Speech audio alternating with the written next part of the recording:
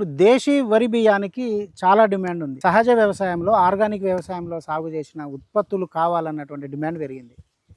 ఈ పరిస్థితులలో వరి సాగు చేసే రైతులు కొద్దిగానైనా కనీసం తమ కుటుంబ అవసరాల కోసమైనా కానీ దేశీ రకాలను సహజ పద్ధతిలో ఆర్గానిక్ మెథడ్లో సాగు చేసుకుంటున్నారు. అయితే దేశీ వరి విత్త వంగడాలను ఉత్పత్తి చేస్తూ వాటికి వాల్యుయేషన్ చేస్తూ 4.5 ఎకరాలలో సహజ వ్యవసాయం చేస్తున్న ఒక రైతు మనతో ఉన్నారు. ప్రస్తుతం మనం కొత్తపల్లి అంటే ఉప్పాడ కొత్తపల్లి మండల కేంద్రంలో రైతు సురేష్ గారితో ఉన్నాం. సురేష్ గారు గత కొద్ది సంవత్సరాలుగా ఇదే పద్ధతిలో సహజ పద్ధతిలో ఆర్గానిక్ మెథడ్లో ఆయన వరి సాగు చేస్తూ విత్తనాలను ఇస్తున్నారు. అదేవిధంగా మిగిలిన వాటిని బియ్యంగా మిల్లు ఆడించి మంచి రేటుకు అమ్ముకుంటున్నాం అని చెప్తున్నారు. సో దేశీ వరి వంగడాల ఉత్పత్తి గురించి, సహజ వ్యవసాయం గురించి, వరిలో సహజ వ్యవసాయం చేసిన రైతు ఏ విధంగా లబ్ధి పొందే అవకాశం ఉంది, ఈ విషయాలన్నీ మనం సురేష్ గారిని అడిగి తెలుసుకుందాం. మీరు చూస్తున్నారు భూమిపుత్ర, నేను క్రాంతి. సురేష్ గారు నమస్తే. నమస్తే సార్. మీ గురించి తెలిసి నేను వచ్చిన సార్. మన కాంతి గారు చెప్పారు మీరు అంటే మొత్తం సీడ్ డెవలప్ చేస్తున్నారు, సార్. దట్టు సహజ వ్యవసాయంలో చేస్తున్నారు. నా పేరు సురేష్ అండి, ఉల్లి సురేష్ అండి. మాది తూర్పుగోదావరి జిల్లా ఉప్పాడ కొత్తపల్లి మండలం కొత్తపల్లి గ్రామం అండి. అయితే నేను గత 10 సంవత్సరాల నుంచి కూడా ప్రకృతి వ్యవసాయం చేస్తున్నానండి. అంటే ప్రకృతి వ్యవసాయం అంటే సహజ సిద్ధంగా మన పూర్వీకులు ఏ విధంగా అయితే వ్యవసాయం చేసేవారో అదే పద్ధతుల్ని పాటిస్తూ ఉంటానండి ఎప్పుడు కూడా. దీనికి ప్రత్యేకించి నేను ఏమీ చేయను. అయితే నేను ఇందులోకి రాన కారణం ఏంటంటే ప్రస్తుతం సమాజం అంతా కల్తీ అండి. ఈవెన్ పాలు కాడి నుంచి రైస్ కాడి నుంచి మొత్తం ప్రతిదీ ఏం తిన్నా సరే కల్తీయే. కల్తీ లేకుండా ఏదీ లేదు. ఈ కల్తీ అనేది ఎందుకు వస్తుందంటే అధిక దిగుబడులు ఆశ అండి జనాలందరికీ. అంటే తక్కువ భూమిలో ఎక్కువ పంటలు తీసి ఎక్కువ ఆదాయం సంపాదించాలనేది. ఇప్పుడు ఎంత సంపాదించుకున్నా ఏం చేసుకుంటాం సార్, ఆరోగ్యం కావాలి ఫస్ట్. మనకి ఆరోగ్యం కావాలంటే అంత సహసిద్ధంగానే పండించుకోవాలి. అంటే మనకి నేచర్ ఉంది, అన్నీ ఇస్తుంది, మనకి ప్రతిదీ ఇస్తుందండి నేచర్లోంచి. ఇప్పుడు ఒక మొక్క ఉంది, ఇప్పుడు మనం ఉన్నాం సార్, మనం చాలా సహసిద్ధంగా బతుకుతున్నాం. మొక్క కూడా తనకు కావాల్సిన అన్నీ కూడా పైనుంచి తీసుకోవచ్చు. సూర్యుడి నుంచి తీసుకుంటుంది, నేల నుంచి తీసుకుంటుంది, నీటి నుంచి తీసుకుంటుంది. దానికి కావాల్సిన ఎలా బతకాలో తన మొక్కకి తెలుసు. మనం ఏంటంటే రకరకాల పద్ధతులు ఆలోచించి ఉన్న సహజ వ్యవస్థను పాడు చేస్తున్నాం సార్. ఇది కరెక్ట్ కాదని నేను చెప్పేసి అంటాను సార్.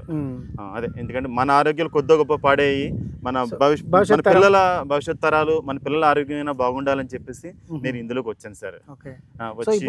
వరిలో ఎన్ని రకాలు మీరు? నేను ఈ 10 సంవత్సరాల కాలంలో ఇంచుమించుగా 80 నుంచి 100 రకాలు పండించాను సార్. 100 రకాలు.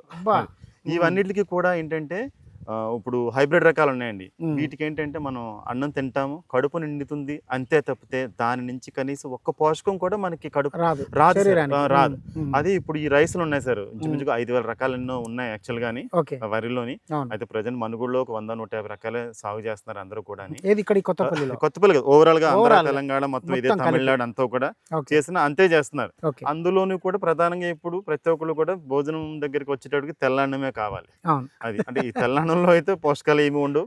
దేశవాళీ రకాలు కొన్ని రకాల రైసుల్లోని ఉన్నాయండి అందులోని. ఇప్పుడు ఇది ఉంది సార్, ఇది మైసూర్ మల్లిగ రకం. ఇందులో చాలా మంచి పోషకాలు అంటే మొత్తం కాల్షియం నుంచి అన్ని ఉంటాయి సార్. ఇది ప్రధానంగా ఏంటంటే చిన్నపిల్లలు తింటే చాలా మంచిది, వాళ్ళకి గ్రోత్ చాలా బాగుంటుంది. వాటిని వాళ్ళకి యాక్టివ్గా ఉంటారు ఈ రైస్ తినటం వల్ల ప్రజలు. అలాగే చిన్నపిల్లలు అందరూ తినొచ్చు. ఇది చిన్నపిల్లలు ఎదిగే పిల్లలకి మంచి ఆహారం అని చెప్పొచ్చు అండి.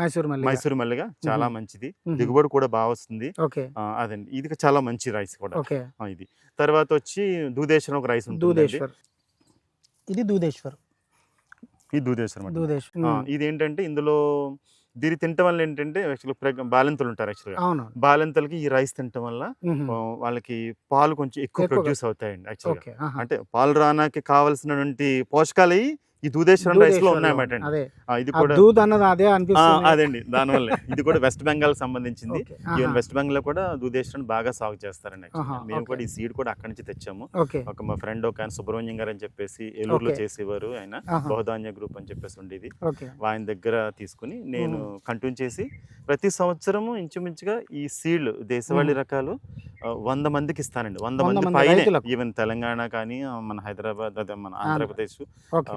బెంగుళూరు ఇలా కర్ణాటక, తమిళనాడు కూడా నేను సప్లై చేస్తానండి. ఓహో, ఆ, సీడ్. సీడ్ అండి, సీడ్. మ్మ్. ఎస్పెషల్లీ నేను సీడే చేస్తానండి ఎక్కువ. ఎక్కువ. ఈ సీడ్ చేయగా మిగిలిన ధాన్యాన్ని రైస్ రూపంలో పట్టించి ఓకే.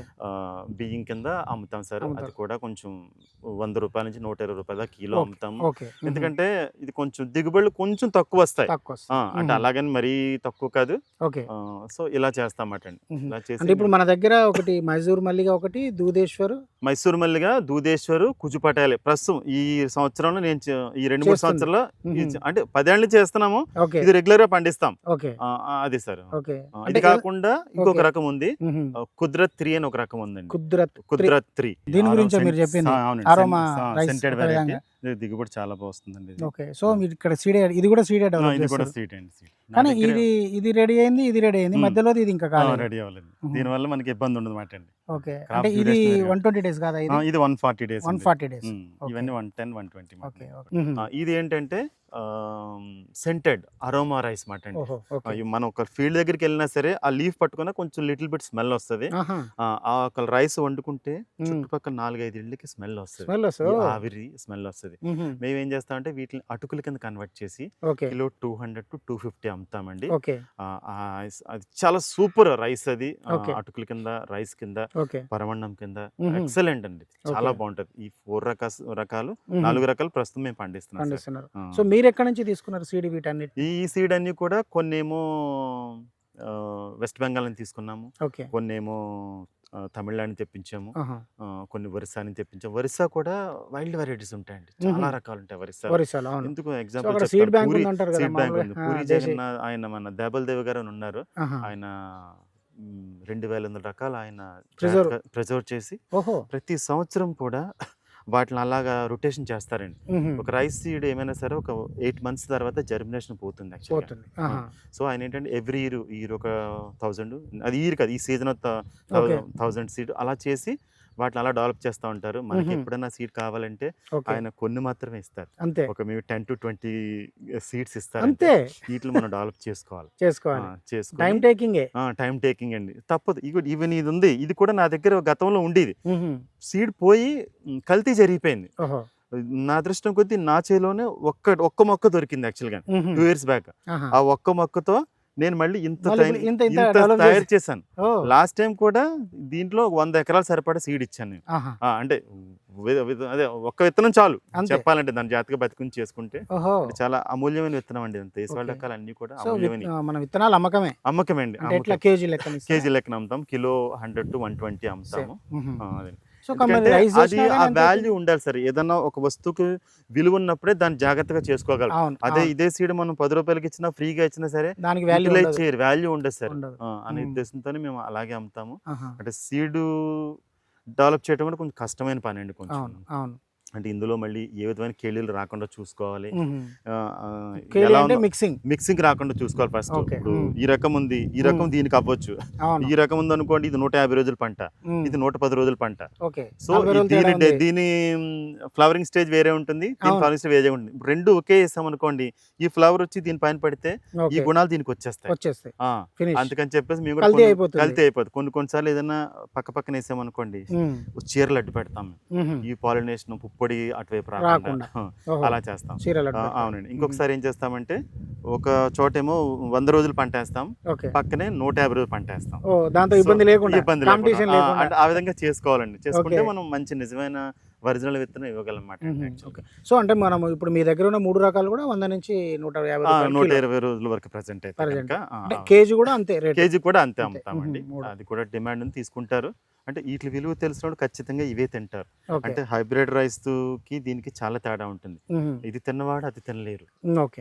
అంటే ఇది చాలా, ఇప్పుడు భోజనం చేసాం అనుకోండి, మనం హైబ్రిడ్ రైస్ తింటే కొంచెం కడుపు ఉబ్బరంగా అనీజీగా ఉంటుంది, అవును. చాలా ఫ్రీగా ఉంటుంది. మ్మ్. ఒక మార్నింగ్ మనం తింటే మధ్యాహ్నం మధ్యాహ్నం 2 అయినా సరే మనకి ఆకలి ఇది ఓకే ఆకలి మీద జాస్ ఉండదు, ఓకే చాలా బాగుంటుంది సార్. ఏది ఇప్పుడు ఇది మైసూర్ మళ్ళీ ఇది మైసూర్ దేశవాళీ రైస్ ఏదైనా సరే, ఏదైనా అంతే. ఏదైనా సరే, బ్లాక్ కానీ రెడ్ కానీ ఉన్న 100 రకాలు కూడా అన్ని కూడా అంతే. సో మీరు ఇంతకు ముందు 100 రకాలు పండించిన ఉన్నారు అవును కదా, సార్. అంటే మీకు గుర్తున్న పేర్లు చెప్పండి, అసలు ఏమేమి పండించారు? ఉన్నాయి సార్, కాలాబట్టి, నవారా, రత్నచోడి, రక్తశాలి, పొంగారు, కెంపు సన్నాలు, ఇంకా కేత్రి మహారాజు, ఓ సుగంధ బోసు, ఇంకా కామిని బోగు, చిట్టుముత్యాలు, ఇంకా ఇలాగ చాలా చాలా రకాలు పండించారు. వదిలేసాం. వదిలేన కారణం ఏంటంటే అవి కొంచెం లాంగ్ డ్యూరేషన్ సార్. అంటే ఒక 150 రోజులు ఉంటాయి, 180 రోజులు ఉంటాయి. ప్లస్ చుట్టుపక్కల రైతులేమో 100-100 రోజులు పండిస్తారు, క్లోజ్ చేస్తారు. వాళ్ళ నీరు దొరకదు అప్పుడు మళ్ళీ. ఈ లోపు మళ్ళీ గొడ్లను వదిలేస్తారు, ఇవన్నీ చేయటం కొంచెం కష్టం. ఆ ఉద్దేశంతో కొంచెం వదిలేసాము. మనకి ఇదైతే 120 డేస్, ఇది 120 డేస్ వీళ్ళతో పాటు ఈక్వల్ గా వస్తాయి మనకి. 10 డేస్ అటు ఇటుగా. ఇప్పుడు చుట్టూ కెమికల్ ఫార్మింగ్ ఉన్నప్పుడు మధ్యలో మనం న్యాచురల్ ఫార్మింగ్ చేస్తే ఎఫెక్ట్ ఏముండదు అంటే వాటర్, ఎందుకంటే వాళ్ళు ఫర్టిలైజర్ వాడతారు, అవునండి, పెస్టిసైడ్స్ వాడతారు, పురుగు మందులు వాడతారు. అవునండి. సో ఆ వాటర్ మనకు వచ్చే అవకాశం ఉంటుంది, సో అప్పుడు కల్తీ జరిగే అవకాశం ఉంటుంది కదా. మీరు అడిగింది అప్పుడు న్యాచురల్ ఎలా అనగలుగుతాం? అవునండి. అయితే ఏంటంటే కెమికల్ ఫార్మ్ చేసే రైతు కూడా తను వేసిన యూరియా తన మళ్ళలోనే ఉంచుకునే ప్రయత్నం చేస్తాడు. అది ఎలా అంటే యూరియా జల్లిన తర్వాత నీరు గట్ల మీద ఒక చుక్క కూడా నీరు కింద మళ్ళలోకి వెళ్లకుండా కట్టేసుకుంటాడు యాక్చువల్గా. దానివల్ల ఏంటంటే దాని తాలూకు ఏవి మనకు రావండి యాక్చువల్గా. ఈవెన్ స్ప్రేయింగ్ చేసినా సరే ఆపోజిట్ యాంగిల్ లో చేసి స్ప్రే చేసుకుంటాడు, దానివల్ల ఎఫెక్ట్ అయితే ఏమీ ఉండదు. ఎప్పుడెందుకంటే మన భూమిలో సాయిల్ తీసి చెక్ చేసుకుంటే తెలిసిపోతుంది ఇది ఆర్గానిక్ గా ఇన్ఆర్గానిక్ అని చెప్పి తెలిసిపోతుంది. ఎందుకంటే అందులో రాదు కదా, ఇప్పుడు మనం డైరెక్ట్ గా మన పొలంలో జల్లితేనే మనకు వస్తుంది, అంతేగానండి వేరే పక్క పొలం వస్తుంది అనేది అది అపోహ మాత్రమే అండి, అలా అనుకుంటారు అందరూ. ఎందుకంటే కెమికల్ ఫార్మింగ్ మధ్యలో కనుక మనం న్యాచురల్ ఫార్మింగ్ చేస్తే ఇది కల్తీ అయిపోతుంది అన్నది ఒక సాధారణ అభిప్రాయం ఉంది కదా, కానీ అదైతే కరెక్ట్ కాదండి. ఇప్పుడు మీరు న్యాచురల్ ఫార్మింగ్ లో ఏం చేస్తున్నారు మరి? ఇంత ఏంటంటే ఇది వచ్చి నేను 10 సంవత్సరాలు పూర్తయింది సార్ ఇందులోకి వచ్చిన తర్వాత. స్టార్టింగ్ నేనేంటంటే మన సుభాష్ పాలేకర్ విధానం పాటించాం, జీవామృతము, ఘనజీవామృతము, కొంచెం కొన్ని కషాయాలు ఇవన్నీ చేసాము. చేసిన తర్వాత ఒక సంవత్సరం వదిలేసాను ఏమీ చేయకుండా. సేమ్ ముందు ఎలా నేను జీవామృతం ఇచ్చినప్పుడు ఎలా పండిందో ఇప్పుడు కూడా అలాగే పండుతుంది. ఏ విధంగా వదిలేసిన తర్వాత ఒక 5 సంవత్సరాలు ఫుల్ గా చేసాం, అంటే భూమి బలపడిపోయింది. దానికి మేము అలవాటు చేసేసాం, ఏమీ పెట్టము, ఏమీ ఎలా పండుతో పండు అన్నట్టు ఇచ్చేసాము. ఇది దానికి తగ్గ అన్ని కూడా గాలి నుంచో నీటి నుంచో భూమి నుంచో తీసుకుని అదే. సో మనం దీనికి ఏమి అప్లికేషన్స్ ఏమి లేదు.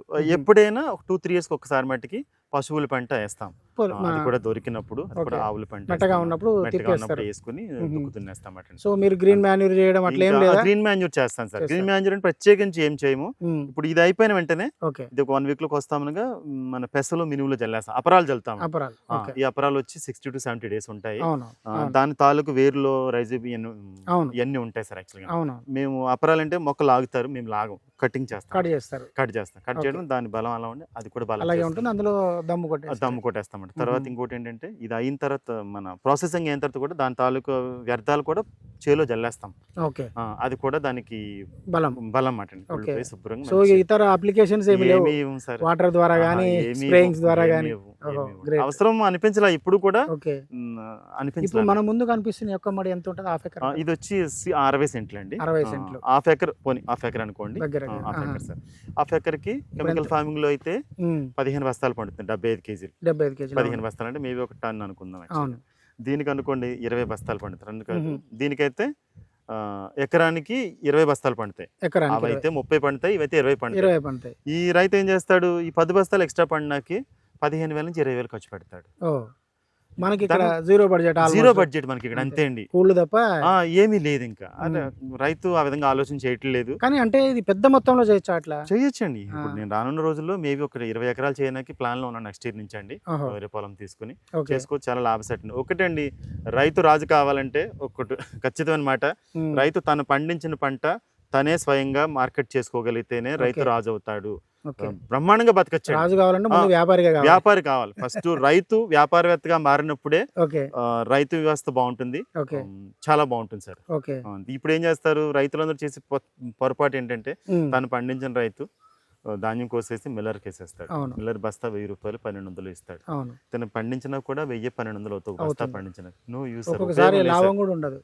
ఉండదండి. అదే వర్షాలు వరదలు గట్ట వస్తే మునిగిపోతాయి, అది ప్రాబ్లం ఏమీ లేదు సార్. సో ఎందుకంటే అందరూ రైతులందరూ కూడా ప్రకృతి వ్యవసాయం చేసుకుని ఇలా చేసుకుంటే మార్కెట్ ఉందండి, ఇదివరలో లేదు. ఓకే. ఇప్పుడు దేశవాళీ వేసుకున్న డిమాండ్ దేనికి లేదు సార్. ఓకే. ప్రతి ఒక్కళ్ళు కూడా కెమికల్ మన ఏంటంటే హైబ్రిడ్ రకాలు న్యాచురల్ పద్ధతులు పండించినా ఇవి తింటలా. ఓకే. ఖచ్చితంగా విత్తనం పేరు అడుగుతారు, ధాన్యం పేరు అడుగుతారు. అడుగుతున్నారు, అవును. ఖచ్చితంగా అవును. తెలుస్తుందండి అందరికీ కూడా. అవును. విజయరామ్ గారు వల్ల ఆయన కూడా చాలా మంచి ప్రోత్సాహం చేస్తున్నారని ఆయన కూడా. ఓకే. అయితే తద్వారా అందరి ద్వారా కూడా తెలుస్తుంది, మాలాంటి రైతులు చాలా మంది ఉన్నారు, ప్రకృతి వ్యవసాయం చేసే వాళ్ళందరూ కొంచెం అందరూ కూడా అవేర్నెస్ వచ్చింది. ఈవెన్ మెట్రో సిటీస్ కానీ హైదరాబాద్ కానీ బెంగళూరు కానీ అందరూ కూడా పేరు అడుగుతున్నారు, చాలా బాగుంది అంటున్నారు సార్, అవే తింటున్నారు. సో మీ దగ్గర సీడ్ కాక రైస్ కూడా అమ్ముతారు? అమ్ముతాను సార్, రెండు అమ్ముతామండి. సో అంటే మీరే వాల్యుయేషన్ చేసి? నేనే వాల్యుయేషన్ నేను చేసుకుంటారు సార్. మొత్తం మీరు ఈ 3 రకాలది ఎంత విస్తీర్ణంలో? ఒక 5 ఎకరాలు 4 నుంచి 5 ఎకరాల మధ్యలో చేస్తున్నారు. ఎంత సంపాదిస్తారు ఒక క్రాప్ మీద? నేను ఎందుకంటే అల్టిమేట్ గా రైతుకు ఇన్కమే ఇంపార్టెంట్. అవునండి, అవును. ఏదైనా సరే సర్వీస్ ఏం కాదు కదా. సర్వీస్ ఏం కాదు సార్, సర్వీస్ కాదు. అయితే ప్రజెంట్ అయితే రైతులు సర్వీస్ కాకపోయినా వాళ్ళు చేసే సర్వీస్ ఏంటి 100% సర్వీసే. నిజంగా చెప్పాలంటే సర్వీసే, ఫ్రీ సర్వీస్ కాదు. ఫ్రీ సర్వీస్ కాదు. దానివల్ల ఏంటంటే ఉపయోగం ఉండదు రైస్ కి. ఆ రోజు కూల్ డబ్బులు వస్తాయి కానీ 4 డబ్బులు సంపాదించుకునే అవకాశం అయితే లేదు కెమికల్ ఫార్మింగ్ లో. ఇందులో అయితే అండి తక్కువ చెప్తున్నాను. 1 ఎకరం వ్యవసాయం చేస్తే రైతు సంవత్సరానికి ఖర్చులు అన్ని పోగా 50,000 రూపాయలు సంపాదించుకొచ్చాడు. నేనైతే 1,00,000 రూపాయలు సంపాదిస్తాను 1 ఎకరం మీద అండి, ఖచ్చితంగానండి. అంటే సీడ్ రూపంలో అయితేను, రైస్ కూడా మార్కెట్ లో 70 రూపాయలు ఎంతో ఉంది. మేము 100 to 120 అమ్ముతాము. 20 బస్తాలు పండుతుంది. 20 బస్తాలు పండితే బస్తా 5,000 వేసుకున్నా సార్, 20 into 5 అంటే 1,00,000 రూపాయలు వస్తుంది. అలా 2 సీజన్లు వస్తాయి మాకు. యాక్చువల్లీ 2 సీజన్లు 2 లక్షలు వస్తాయి ఎకరానికి. 1,00,000 రూపాయలు ఖర్చు పోయినా తక్కువ 50 నుంచి 1,00,000 రూపాయలు అంతే. 50% ఖర్చు, 50% మిగులుతాయి. నేనేంటంటే ఇప్పుడు వందల ఎకరాలు ఉన్నాయి సార్ చాలా మందికి, పెద్ద వాళ్ళకి. ప్రతి ఫ్యామిలీ కూడా మన అందరూ కూడా రైతు కుటుంబాలు అందరూ కూడా ఉన్న పొలాలని కూడా కౌలుకి ఇచ్చేస్తున్నారండి. నేను కోరుకున్నది ఒకటే విన్నపం సార్, భూమి ఉన్న ప్రతి రైతు కూడా, ప్రతి మనిషి కూడా తన అవసరాలకి, ఇంటి అవసరాలకు సరిపడా కనీసం 1 ఎకరము లేకపోతే ఒక 2 గుంటలో చేసుకుంటే చాలు. ఒక 4 ఫ్యామిలీ బతికేచ్చండి, సరిపోతాయి, తిన్నాక సరిపోతాయి. అంటే ఏమి చేయక్కర్లా. అంటే ప్రకృతి వ్యవసాయం అంటే కషాయాలు కొట్టాలి, ఈ కొట్టాలని చెప్పేసి అంటారు, అదంతా ఏం అవసరం లేదు. సహసిద్ధంగా న్యాచురల్ ఫార్మింగ్, ఆర్గానిక్ ఫార్మింగ్ అనగానే ఫస్ట్ వచ్చే సమస్య ఏంటంటే 5-6 డ్రమ్ములు తేవడము, వాటిలో అవి కలిపి అంటే ఇది కొంచెం రిస్కీ ఎక్సర్సైజ్, కొంచెం యాతనండి. కొంచెం నిజంగా చెప్పాలంటే దాంతో సెట్ బ్యాక్ అయ్యేటోళ్ళు కూడా ఉన్నారు. అవునండి, అవును. మీరు చెప్తుందేమో ఏమి కొట్టడం లేదని చెప్తున్నారు. ఏమి కొట్టండి. చేను కూడా చూడండి అండి, చాలా బాగుంటది. ఈ చేను కూడా ఎంత కలర్ ఉంటుందో. ఈ కలర్ రానా కూడా కెమికల్ ఫార్మింగ్ కూడా రకరకాల మందులు కొడతారు యాక్చువల్ గా. మేమేమి చేయము, కలర్ రావడం కూడా చేను కూడా వడ్లు రంగు రావాలని చెప్పేసి అంటారు అన్నమాట. మంది ఇష్టం చాలా చాలా బ్యూటీగా ఉంటుంది అసలు. కలర్ బంగారు రంగులో ఉంటుంది చేను నిజంగానండి. మనం ఏం చేయం, అంతా కూడా అలాగే వస్తుంది సార్. సో ఆర్గానిక్ ఫార్మింగ్ చేయాలనుకుంటే, న్యాచురల్ ఫార్మింగ్ చేయాలనుకున్న రైతులకు మీరు ఏం చెప్తారు? అంటే ఇప్పుడు న్యాచురల్ ఫార్మింగ్ చేయాలంటే యాక్చువల్గా రైతులు ఒక అపోహ, కషాయాలు కొట్టాలి, ఈ ఎరువులు మన ఏంటంటే మన పశువుల పెంట తోలాలి, ఇంకా ఎప్పుడు చేలోనే ఉండాలి, ఎలా చూసుకోవాలని అనుకుంటారు. ఫస్ట్ నేను చెప్పేదండి, ఇప్పుడు కెమికల్ ఫార్మింగ్ చేసిన భూములైనా సరే ఫస్ట్ 1 సంవత్సరం మీరు 1 సీజన్ పోనీ ఏమీ చేయకండి, ఊడ్చేసి వదిలేయండి, నాట్లు పెట్టి వదిలేసి కోతకు రండి మీరు. అంతే, మధ్యలో కలుపు తీయండి ఎప్పుడైనా సరే. కలుపు తీసుకుంటే 2-3 సార్లు కలుపు తీయండి చాలు, ఇంకేమీ చేయక్కర్లేదు. మీ డిఫరెన్స్ తెలిసిపోద్ది మీకే. అంటే మందులు కొట్టితే ఎంత వస్తుంది, మందులు కొట్ట న్యాచురల్ మీకు తెలుస్తుంది. అదే 1 సీజన్ వదిలితే మీకు తెలిసిపోద్ది. కోల్పోవడానికి సిద్ధపడితే అంతే. కానీ అవసరం లేదు, ఎలా ముందైతే ఎలా పండిందో దాని మీద 20-30% గ్రోత్ ఉంటుంది, అంతే కానీ తగ్గుతుంది. కానీ అసలు ఏమీ పండదని అపోహ ఉంటుంది, అదైతే తప్పండి. ఇప్పుడు అంటే సంవత్సరాల తరబడి మనం కెమికల్ ఫార్మింగ్ చేసిన సాయిల్ న్యాచురల్ ఫార్మింగ్ కన్వర్ట్ కావాలంటే మరి టైం పడుతుంది కదా? పడుతుంది. అందులో అవశేషాలు ఉంటే ఉంటే ఒక 1 year ఉంటాయి సార్, అంతే. 1 year 1.5 year కానీ ఎక్కువ ఉండవు. ఎప్పుడైతే మనం జీవామృతం అన్నాను చూసారా, పశువుల పంట జీవామృతం వేసామనుకోండి, ఆటోమేటిక్ గా అందులో అవశేషాలు అన్ని కూడా చాలా మటుకు నిర్వీర్యం అయిపోతాయి సార్. సుభాష్ పాలేకర్ అదే అంటారు, జీవామృతం అనేది ఉన్న అవశేషాలని కెమికల్ కెమికల్ అవశేషాలు అన్నీ కూడా నిర్వీర్యం అయిపోతాయి. ఒక ఓకే. సంవత్సరం 2 సంవత్సరాలు మీరు జీవామృతం పారించుకుంటే చాలు అని చెప్పేసి అంటారు అన్నమాట. ఓకే. అలా చేస్తే చాలండి. సో వరి కంటే ముందు అంటే న్యాచురల్ ఫార్మింగ్ లో ఇంకేమైనా పంటలు సాగు చేసి నేనేంటి ఇంచుమించు బొప్పాయి తోట వేసాను సార్, జామ వేసాము, ఈ రెండు కూడా వేసాము. కూరగాయలు పండించాము, కూరగాయలు కూడా బెండాన్ని పండించాము, చిక్కుళ్ళు ఎన్ని పండించాము. ఓకే. ఇది కొంచెం మేము సిటీకి కొంచెం దూరంగా ఉన్నాము, ఓకే. దానివల్ల మార్కెటింగ్ వ్యవస్థ కొంచెం కష్టంగా ఉంది ఇబ్బంది సార్. ఉంది. అందుకని మేము పండించిన పంట కనీసం కేజీ 40 రూపాయలు 50 రూపాయలు అమ్మాలి. అమ్మాలి. అమ్మితేనే వర్కౌట్ అవుతుంది, లేకపోతే గిట్టుబాటు అవ్వదండి. ఓకే. వేరే కెమికల్ ఫామ్ లో పండించిన కేజీ 30 రూపాయలకి అమ్మినా వాళ్ళకి గిట్టుబాటు అవుతుంది కెమికల్ ఫార్మింగ్ కాబట్టి. అదండి. సో అందుకని అవి తీసేశారు ఇక. అవి తీసేసి ప్రజెంట్ అంటే నష్టం వచ్చిందా వాటిల్లో? మనకు ఏమైనా నష్టపోయారా వాటిల్లో? నష్టపోలేదు కానీ లాభపడలేదు అసలు. అంతే, టైం కొంచెం టైం పోయింది. పోయింది. ఓకే. ఇప్పుడు సో ఈ దేశీయ వరిలోకి వచ్చి 10 years అవుతుంది. 10 years అవుతుంది. ఓకే. ఇది కూడా బాగుంది, లాభసాటిగా సీడ్ ప్రొడ్యూసర్ మీరు ఇప్పుడు? ప్రొడ్యూసర్ అండి, అంతే ఓకే. సార్. చాలా దూరం పంపిస్తాను, అందరూ కూడా బాగుంటుందంట సార్. ఓకే. అంటే ఎట్లా బై పోస్ట్ పంపిస్తాను? ఆర్టీసీ, నవత ఈ ట్రాన్స్పోర్ట్ సార్, ఈ ట్రాన్స్పోర్ట్ ద్వారా వెళ్తుంది. నేను ఇంకొకటి అడగడం మర్చిపోయాను మీకు. 1 ఎకరంలో సహజ వ్యవసాయం చేయడానికి ఈ కుజు పట్టాలి అని అనుకున్నాను. అవునండి. మైసూరు మల్లిగా ఎన్ని కిలోల విత్తనం కావాలి? అంటే ఊడ్చి విధానం 2 విధానాలు ఉన్నాయి సార్. ఇందులో బెంగాల్ వాళ్ళు ఊడ్చారు అనుకోండి, 1 ఎకరానికి 5 కేజీలు సరిపోతుంది. ఊడ్చడం అంటే నాటు పెట్టడం అనేది 5 కేజీల గింజలు వేస్తే సరిపోతుంది. బెంగాల్ కూలీ బెంగాల్ కూలీలతో పండిస్తే మనకు కొంచెం మైనస్. వాళ్ళు గ్యాప్ ఎక్కువ పెట్టేస్తారు. ఓకే. పెట్టేయటం వల్ల కలుపు ఎక్కువ వచ్చేస్తుంది. సో ప్రకృతి వ్యవసాయం చేసే వాళ్ళు ఎవరు కూడా బెంగాల్ వాళ్ళతో ఊడ్చరు, లోకల్ వాళ్ళతో ఊడిపిస్తారు. లోకల్ వాళ్ళతో ఊడిపిస్తే 15 కేజీల నుంచి 20 కేజీలు వాడతామండి. 20 కేజీలు పడుతుంది. నాట్లు కొంచెం దగ్గర పెడతారు, కలుపు తగ్గుతుంది. సో దానివల్ల బాగుంటుంది. సో గంటలు కూడా ఎక్కువ వస్తాయి కదా? అది కూడా ఎక్కువ వస్తాయి, మొక్కలు కూడా ఎక్కువ వస్తాయి. కలుపు ప్రధాన సమస్య అండి రైతుకి, ప్రధానంగా అదే సమస్య. దానికి మనం చేయవలసింది ఏంటంటే రెగ్యులర్ గా కలుపు తీస్తూ ఉండాలి. ఇప్పుడు మేము 20 రోజులు నాట్లు వేస్తామండి. వేసిన తర్వాత 15 days నారు పోసిన తర్వాత నారు అంతే నారు పోసిన 20-25 days లో మేము నాట్లు వేస్తాము. వేసిన తర్వాత ఒక 15 రోజులకు ఒకసారి కలుపు తీయాలి. కలుపు కనిపించదు కానీ మనిషి తిరగాలి. మనిషి తిరిగి తొక్కుతా ఉండాలి. చేను శుభ్రంగా దుబ్బు దగ్గర అలా తొక్కుతా ఉంటే అది ఏమవుతుందంటే కొంచెం భూమిలోని గ్యాస్ లైన్ రిలీజ్ అయ్యి ఈ పైన కలుపు భూమిలోకి వెళ్ళి అది కుళ్ళిపోయి మొక్కకి బలంగా ఎరువుగా పనిచేస్తుంది. అలా సో మనం పొలం అంతా తిరగాలి, ఖచ్చితంగా రైతు తిరగాలి. కూలి వాళ్ళు పెట్టుకుని వాళ్ళతో తిప్పించాలి. అది ఒకటి. తర్వాత మళ్ళీ 15 days ఒకసారి, మళ్ళీ 15 days అలా తిరుగుతూ ఉంటే సరిపోతుంది. ఏమైనా కలుపు ఉన్నా చచ్చిపోతుంది. ఈ లోపు ఈ 45 రోజుల్లో మొక్క కూడా పెద్దగా గాలి ఆడికి కలుపు చనిపోతుంది. ఆ కలుపే బలం. స్ప్రేయింగ్స్ అవసరం లేదు, కలుపు మందులు అవసరం లేదు. కలుపు మందులతో ఎంతమంది చనిపోతారు? ఎంతమంది. రీసెంట్ గా తెలంగాణ గవర్నమెంట్ పారాక్వాట్ మీద నిషేధం. అవునండి, చూసాను, నేను కూడా చూసాను. కానీ నిషేధించిన వేరే దారులు వచ్చేస్తుంది, పేరు మార్చేసి వచ్చేస్తుందండి. ఇదివరలో ఏంటంటే పేర్లు ఉన్నాయి, మర్చిపోయింది.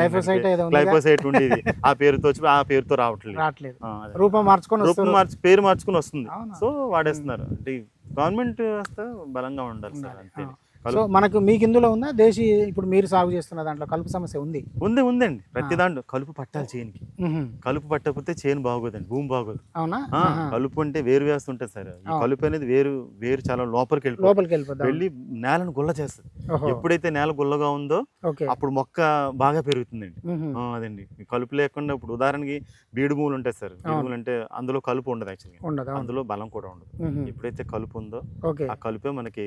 అంటే కలుపును మీరు పీకించేస్తారా? తొక్కించేస్తాం. బయటపడేట ఉండదు, అందులో తొక్కేస్తాను. తొక్కడం వల్ల అది భూమిలో కలిసిపోయి ఎరువు కింద తయారవుతుంది అన్నమాట. అది మొక్కకు బలం ఇస్తుంది, ఎందుకంటే కంపోస్ట్ అవుతుంది. అది సార్. ఇదిగోండి ఎగ్జాంపుల్ చెప్తాను మీకు. ఇది ఇక్కడ మామిడి మొక్క ఉంది.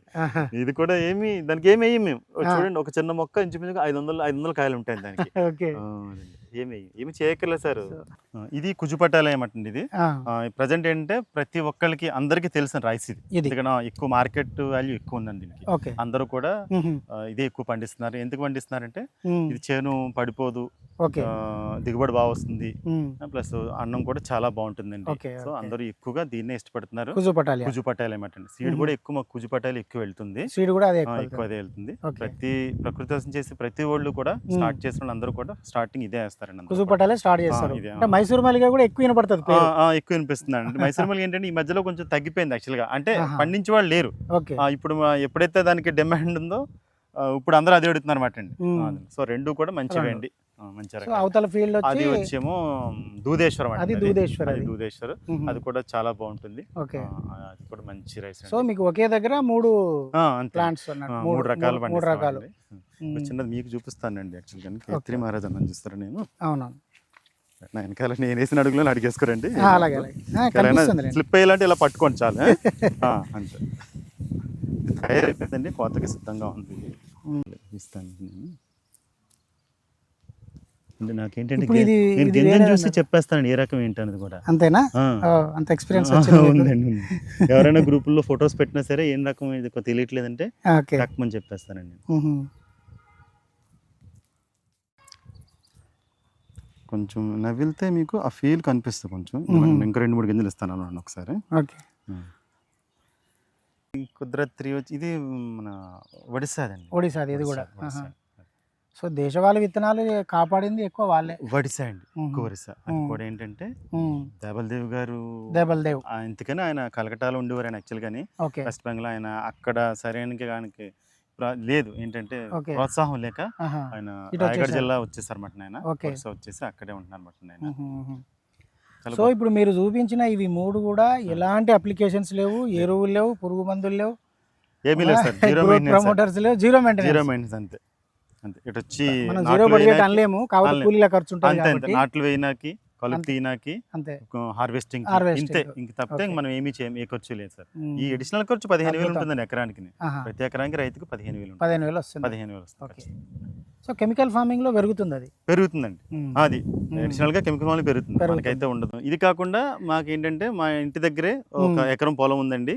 ఆ ప్లేస్ లోనే మేము చిన్న చేపల చెరువు కూడా తవ్వించాం. అంటే ప్రతి వ్యవసాయ భూమికి ఒక 10% అనేది నీటి కుంటలు అంటాం యాక్చువల్గా. ఇవి అవునవును. ఉంటే మంచిది. అవును. ఎప్పుడైనా మనకి నీరు అవసరం, నీటి ఎద్దరు వచ్చినప్పుడు ఆ నీరుని మనం వరి పొలానికి పారించుకుని చేసుకోవచ్చు మాట అండి. ఓకే. అందులో కూడా మేము చేపలు కూడా వేస్తాం. ఒక 200-300 చేపలు ఉంటాయండి అందులో. ఆహా, ఇది కూడా మనకు ఆదాయం. సంవత్సరం పెరిగిన తర్వాత దాని కూడా మనకు ఒక 20-30 ఆదాయం వస్తుంది. ఆదాయం వస్తుంది. అదే. దానికి కూడా మేము అది కూడా న్యాచురలే. న్యాచురల్. ఎందుకంటే ఎప్పుడైతే మేము బియ్యం పట్టించగా తవుడు అది వస్తుందో అవును. ఈ తవుడే వాటికి ఆహారంగా వేస్తాం అంతే. ఓకే. సో అంతేగాని వాటిని ఆర్గానిక్ అవి కూడా. ఆర్గానిక్ ఏమి చేయం అసలు. ఓకే.